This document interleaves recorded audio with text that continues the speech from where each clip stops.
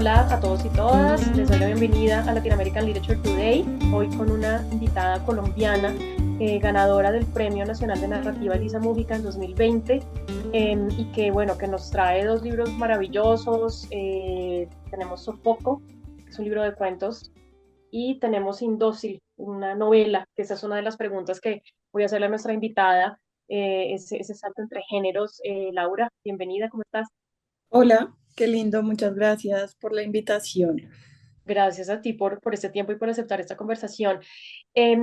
Quería preguntarte, quería comenzar con, digamos, sales con Sofoco, que es un libro de cuentos, uno de cuentos que transcurren en unos entornos muy complejos, donde uno supone que las preguntas y las inquietudes de fondo van, y se supone y se ven, son las violencias, el conflicto armado, la paz, la justicia. Tú en una entrevista hablabas justamente de una pregunta alrededor de la justicia, y son historias que uno siente que finalmente pueden transcurrir en cualquier lugar de Latinoamérica. Son unos sentires comunes y unas situaciones comunes en muchos de nuestros países.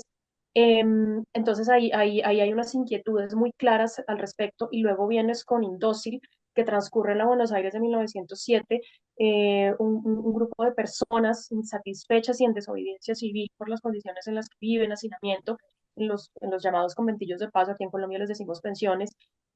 Así que uno siente que ahí definitivamente, tanto en tu cuento como en tu novela, hay una inquietud por estos temas que te duelen, a los que has sido sensible por una experiencia de vida, tu experiencia como promotora de lectura en diferentes regiones del país. Y en alguna entrevista decías, me pareció muy lindo, que una de las preguntas que salía, por lo menos que dio lugar a Sofoco, fue la pregunta por la justicia y la injusticia. Y entonces me preguntaba, cuáles son esas preguntas, inquietudes. Hablabas también de sentires y de sensibilidades que dan lugar a tu escritura, porque en los dos libros pues hay esta cuestión en común, ¿no? Esa pregunta, ese dolor, digamos, por cuestiones sociales, por cuestiones de nuestras sociedades. Entonces cuéntanos, qué es lo que despierta y lo que moviliza y ese ruido que te hace escribir. Bueno, yo creo que sí, como bien lo dices, hay algo que se puede trazar en los dos libros, aunque son muy distintos en su apuesta estética y formal, y Ujú, creo que tiene que ver con el, la tenencia de la tierra. Yo creo que la acumulación de tierras ha sido algo que ha marcado, digamos, el camino económico, político y social de Latinoamérica.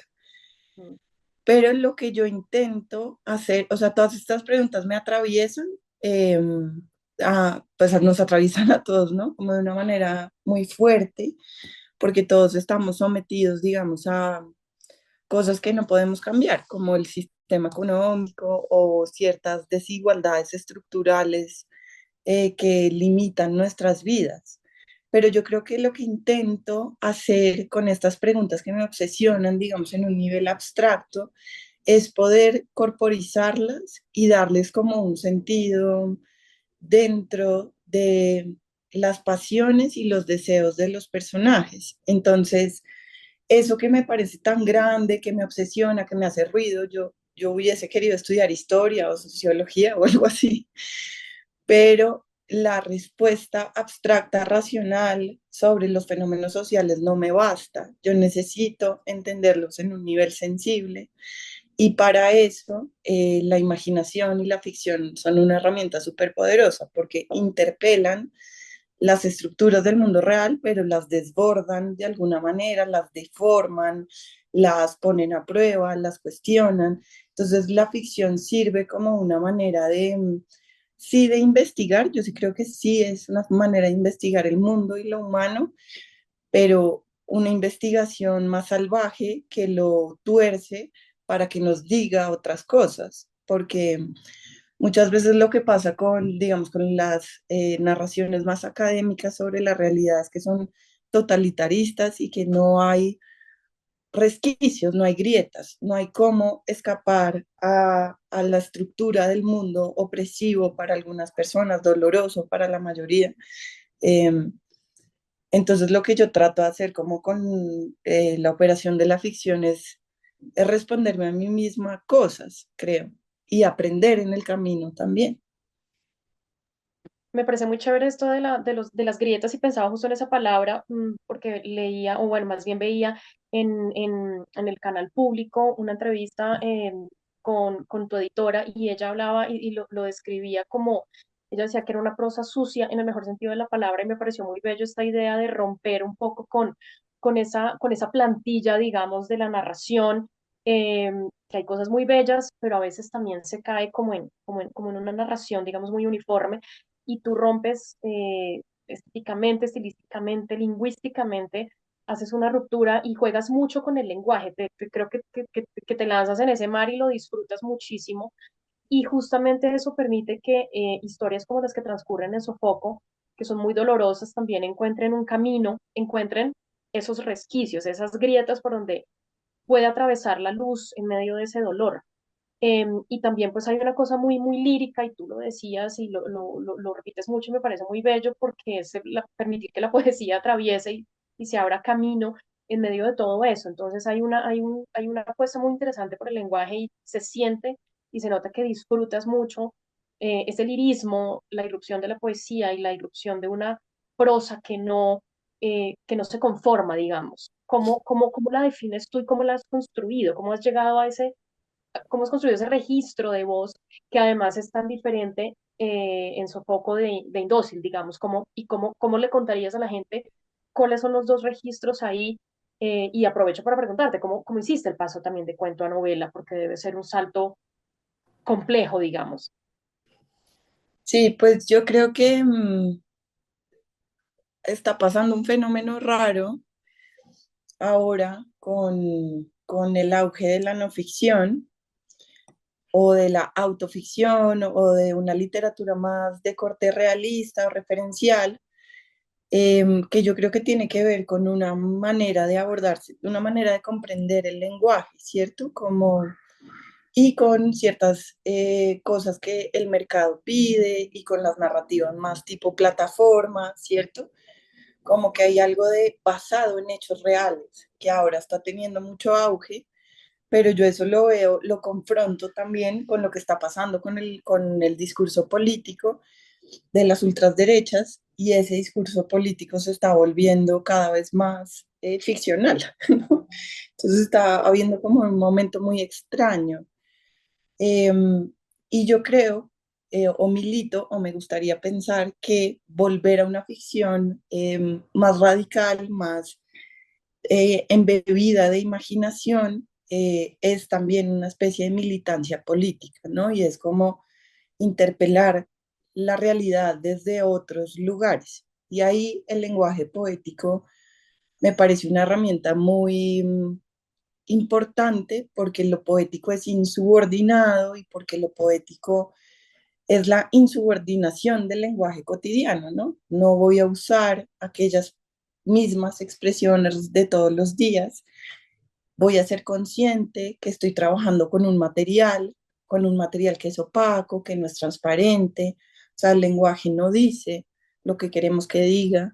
Entonces, aprovechar que la poesía lo que hace es no cerrar todo a un único sentido, sino que la poesía hace que las cosas estallen en diferentes direcciones, ¿no? Como que el sentido de una frase se expanda y apunte a muchas direcciones. Eh, entonces creo que lo poético también puede ser una posición política, ¿no? Una resistencia a cerrarse a cláusulas, a pensamientos cada vez más chiquitos, a pensamientos cada vez más a modelo Twitter, porque estamos como reduciendo nuestra capacidad de decir cuando lo achiquitamos. Y también creo que lo poético pues subvierte la idea de que la literatura es solo trama, que eso es algo muy de las plataformas de entretenimiento. No todos los productos, por supuesto, pero hay como una cosa donde la trama ganó muchísima importancia, ¿no? ¿Qué va a pasar? ¿Qué sucedió? ¿Quién es los misterios del acontecer? Pero hay otro tipo de misterios, ¿no?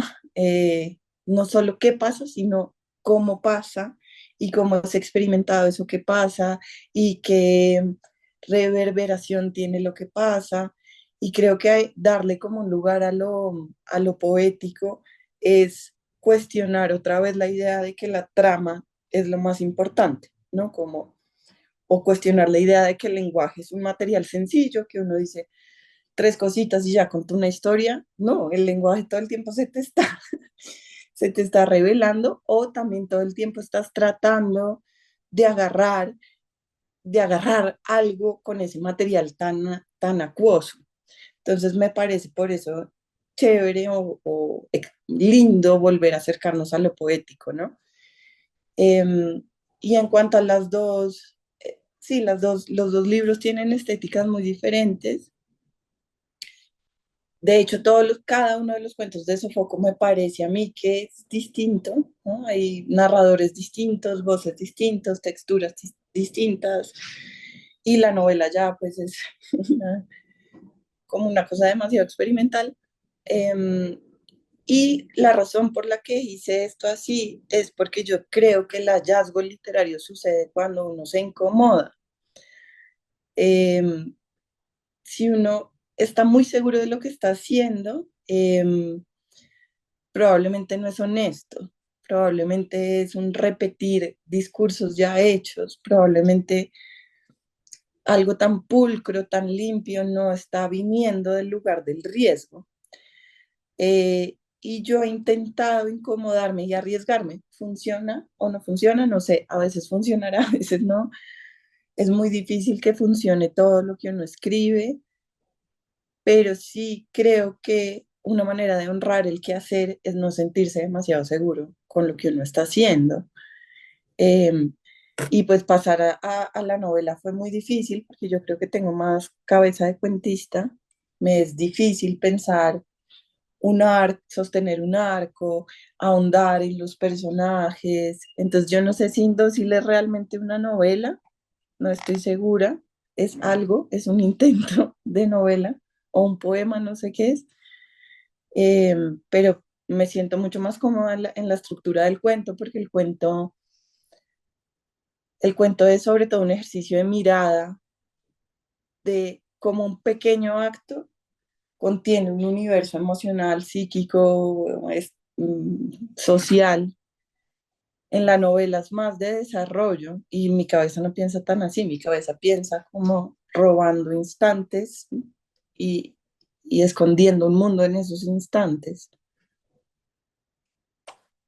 Qué lindo eso. Y sí, definitivamente creo que en algún momento nos acostumbramos a, como a la pirotecnia, decía alguien, esta cosa de contar una historia con una grandilocuencia y al final se perdía lo más hermoso que es el lenguaje y es eh, el poder transmitir un montón de cosas de una manera mucho más sencilla, como que uno empieza en ciertos momentos a enamorarse de verdad del lenguaje y de esa belleza de ese lenguaje que se desborda y que no va dentro de la plantilla. Yo quería leer un fragmentico chiquito de Sofoco, entre muchos que me parecen bellísimos.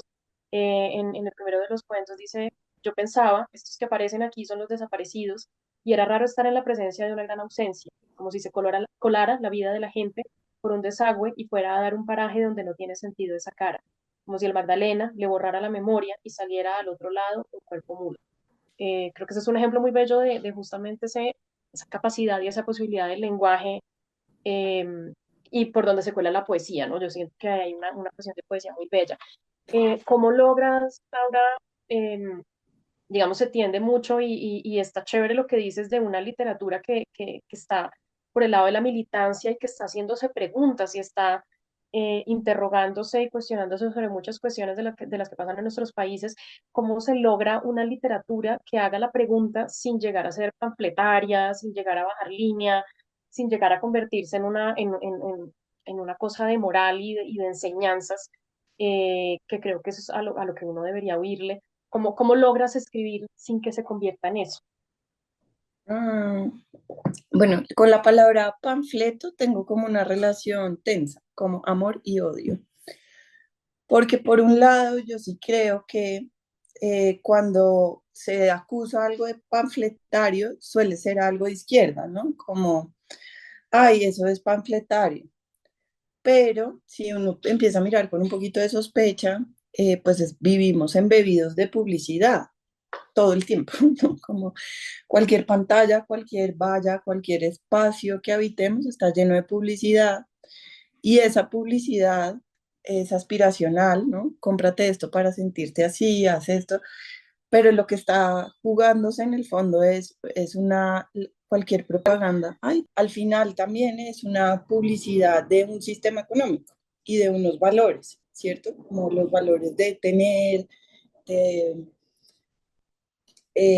de tener para ser feliz, que en el fondo lo que te están vendiendo es una sensación de poder. Entonces creo que el mundo capitalista es panfletario, o sea, como, pero siempre se acusa de panfletario a lo que se le opone, ¿cierto? Entonces, a mí sí me gusta pensar que hago literatura panfletaria de alguna manera, pero porque quiero encontrar una manera de ir en contra de esos valores, no porque yo sea una persona superior o porque esté iluminada y sepa cómo es que podemos vivir, sino porque permanentemente me estoy preguntando cómo imaginar otras posibilidades de habitar el mundo donde no sufra tanta gente, ¿no? Pero, por otro lado, sí creo que pasó algo con lo que ahora llaman lo woke, y es em, esta cosa de las apuestas políticas, volverlas una cosa moral, cerrada, ¿cierto? Entonces, soy más bueno que tú, yo no soy lo que tú eres, yo soy mejor, soy el bueno. Y creo que la literatura no se puede hacer de buenos y malos, porque no existe, ¿cierto? No existe el ser inmaculado perfecto. Y además, lo que explora la literatura son las tensiones, las contradicciones. Y sí creo que una manera pues de abocarse a la pregunta es no querer resolverla o querer complejizarla, darle la mayor cantidad de ángulos posibles, porque no es real que todo se solucione es fácil y rápido siendo buenos e inmaculados, porque la gente sí se dice muy buena, pero pues hay un genocidio que está sucediendo y no hemos podido parar, o no sé, todas las cosas horrorosas, están siendo deportadas las personas en aviones sin un celular, los dejan tirados en Panamá, o sea, es un mundo donde estas cosas pasan. Y creo que la pregunta no es tanto por qué pasan, sino cómo suceden y cuáles son todas las aristas humanas que pueden estar involucradas. Y la literatura lo que hace es complejizar, complejizar, complejizar esa pregunta al ahondar en lo gris, en lo no resuelto, ¿cierto? Y que no se va a resolver. Pero si nos damos más espacio para lo gris, para pensar, para cuestionar lo complejo que es, posiblemente lleguemos como a interacciones también más complejas y sofisticadas, eh, donde efectivamente sí empecemos a cambiar cosas, así sean no sé, en la micropolítica, pero pues no sé, Twitter lo arruinó todo, es mi tesis. Sí, sí, sí, sí, sí, es verdad y es como, hay un miedo a la pregunta, ¿no? Hay un miedo como a complejizar y hay un miedo a ir más allá de lo evidente y a veces se le tiene miedo a la literatura que plantea las preguntas y que no las responde, ¿no? Entonces ahí hay un trabajo por hacer. Quería cerrar con otro fragmento, este de Indócil. Dice, pusimos en marcha un incesante plan de saqueo, la expropiación de los expropiadores. Todas robaron cuanta miseria traían sus maridos. Todas las noches, cuando Taras reanudaba su asamblea, yo le señalaba los rincones a las mujeres en donde los obreros y ladrones escondían las monedas. Era un episodio de gran hermosura, mientras ellos seguían inventando trabajos absurdos. Nosotras tomábamos y a nuestra manera todos dijimos, este mundo es mío. Me parece bellísimo ese ejercicio de resistencia que hay ahí. Y lo que estás haciendo con tu literatura es poner la pregunta, que creo que es una cuestión muy necesaria hoy. Pues Laura, muchísimas gracias por este tiempo, gracias por abrirnos una ventana a ese ejercicio tuyo de escritura, a las preguntas que te haces, a las inquietudes que te remueven. Y bueno, pues espero conversar contigo próximamente sobre lo que venga más adelante. Muchas gracias a ti, qué linda charla. Gracias a ti.